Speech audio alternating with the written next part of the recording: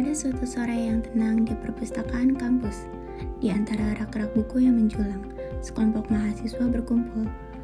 Suasana tampak damai, namun seperti halnya komunikasi manusia, ketenangan itu mudah terusik oleh salah persepsi, ambiguitas, dan gaya komunikasi yang berbeda-beda.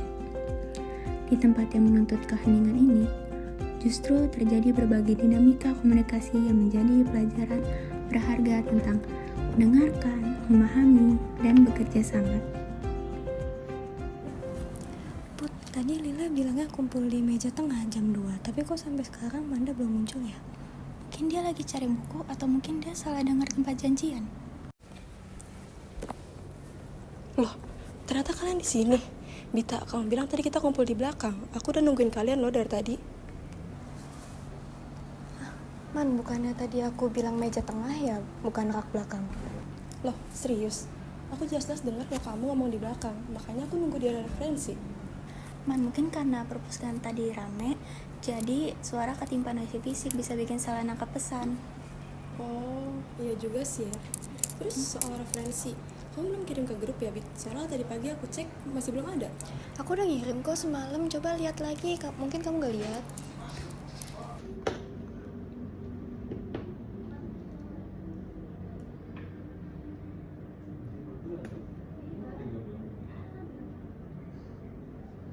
Oh ya ampun, ternyata ada dong filenya. Jadi ini aku lagi yang salah paham ya. Maafin aku ya, Bita, Puput. Gak apa kok, gak apa kan komunikasi emang itu kan rawan salah persepsi, apalagi kalau kita lagi buru-buru. Ya udah, sekarang yang penting kita udah ngumpul, yuk kerjain.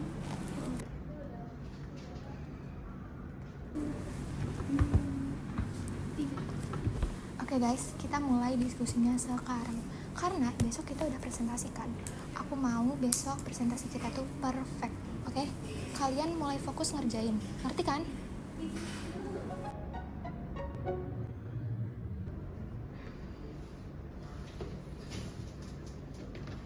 Lil, santai aja. Kita lagi bahas materi menarik nih tentang simbol verbal. Tahu nggak sih kalau kata tuh punya beda-beda makna tergantung konteks dan budayanya. Iya, contohnya aja nih ya, kayak kata anjing. Anjing bisa kita artikan sebagai hewan peliharaan, umpatan kasar, atau di daerah lain tuh itu bisa sebagai panggilan sayang. Jadi ini tuh soal makna konotatif sama denotatif. Oke, menarik. Tapi kita udah gak punya banyak waktu. Kita udah gak bisa santai. Besok itu kan udah deadline. Jadi fokus aja lah ke slide-nya. Nah, ini contoh nyata dari noise fisik yang kita bahas di materi. Gangguan dari lingkungan yang bikin kita sulit fokus berkomunikasi. Nah benar juga tuh, kadang noise juga berasal dari diri kita, kayak Manda tadi yang panik kan, atau cara memimpin kita yang terlalu tegang bisa jadi noise psikologis.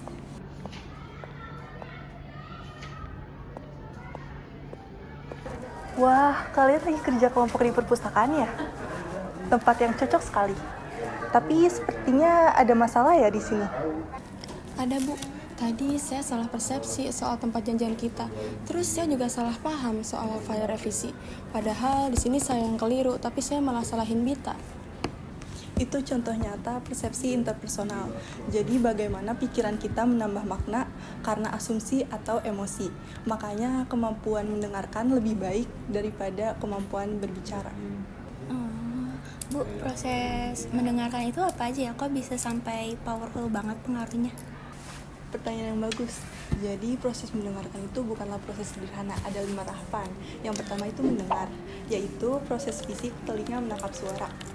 Yang kedua itu ada memperhatikan, yaitu proses psikologis kita memilih untuk fokus pada pesan. Yang ketiga itu ada memahami, yaitu menafsirkan makna berdasarkan bahasa, pengalaman, dan gerak tubuh. Yang keempat itu ada mengingat, yaitu menyimpan informasi. Yang kelima itu ada menanggapi, yaitu memberikan feedback. Jadi ketika Manda bereaksi tanpa mengerti konteksnya, berarti dia hanya mendengarkan tetapi belum memahami ya Bu? Tepat sekali, dan lebih parah lagi responnya langsung negatif tanpa melalui proses mendengarkan dan mengingat informasi dengan baik. Ibu rasa kalian sudah mengerti bagaimana caranya berkomunikasi dengan baik. Ibu harus pergi karena ada yang harus Ibu lakukan.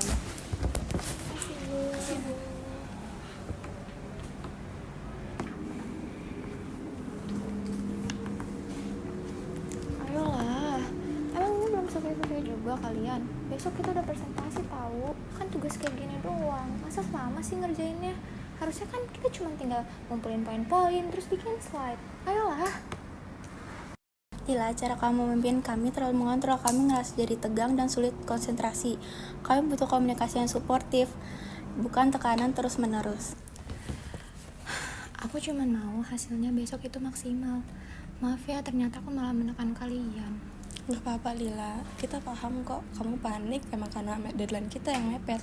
Ya udah, kalau begitu kita langsung aja yuk ke pembagian tugas masing-masing.